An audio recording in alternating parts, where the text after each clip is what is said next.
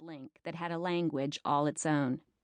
It was a look that held the evocative message that would ultimately keep me in its grasp and set me off on the 9 separate journeys over a 2-year period that form the foundation of this book. "What is the matter with you?" those miners seemed to say.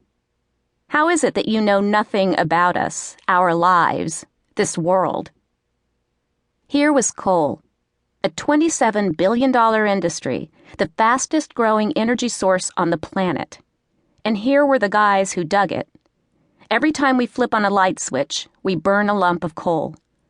My daily life was intimately connected to these people, dependent on them. And yet, up until my time in that mine, I knew nothing about them or their world. It was humiliating. It seemed wrong in some inexplicable way. In writing Hidden America, I wanted to make that wrongness explicable. I wanted to connect my life to the people who make it livable and, maybe, reintroduce America to some of its forgotten self.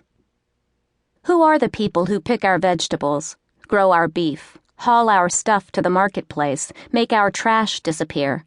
Moreover, how did that become such a difficult question to answer? It seems to me we used to know the people who made our lives livable. We were more than likely related to them. In a pre-industrial America and in a small-town America, there was Uncle Charlie with his cows, Cousin Mike coming by with his truckload of hay, Aunt Sarah and her basket of lima beans, and, of course, the milkman. The raw material and the labor of the everyday had personalities associated with them, as well as culture and history. That's all gone now. We live in cities, suburbs. We are busy.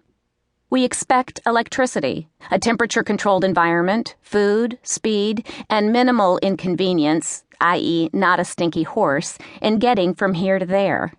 We expect somebody to take our garbage away and do something with it so we don't have to think about it. We expect the shelves in our malls to be stocked with the things we need when we need them. We have work to do, papers to sign, mortgages to make. We are civilized. We don't meet the cattle whose briskets we eat. We don't know the shape or the color of the hands that pick our lettuce, peaches, or celery. If the disconnect between us, the people who demand, and them, the people who supply, says anything about us, it's probably not flattering.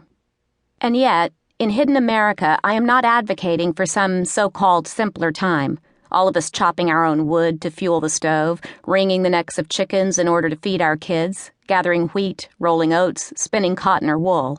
As anyone with a flat screen knows, the simpler time is now, and I'm all for it. Instead, I'm inviting America to steal a glance into these worlds, some hugely complicated industries, some tiny and private contributions, to wander with me and consider the everyday anew. Everything you know about America, all the history, all the politics, all the lessons from all the economic indicators, all the arguments from the red states and the blue, is irrelevant when you are sitting in a coal mine or staring at a radar screen showing thousands of airplanes flying at once, or wrangling 500 pregnant red Angus cows beneath a blazing hot desert sunrise. Some months after I left the coal mine, I was about 250 miles above the Arctic Circle, a few miles off the shore of Alaska in the frozen Beaufort Sea on a man-made island where the temperature hung around minus 45 degrees. I tilted my fur-lined hood in such a way as to deflect the wind as I listened to a guy talk about a stuck drill bit, making no mention of the fact that his mustache had turned into a bristle of ice. The small society of workers I got to know on that frozen island, where no one left for weeks and sometimes months at a time, enacted a drama underscoring the intensity of America's thirst for oil, of course, but also gave me insight into a certain kind of love, a brotherhood born of survival, and allowed me to witness private acts of heroism in combinations that shifted, yet again, my relationship to the everyday conveniences of modern life.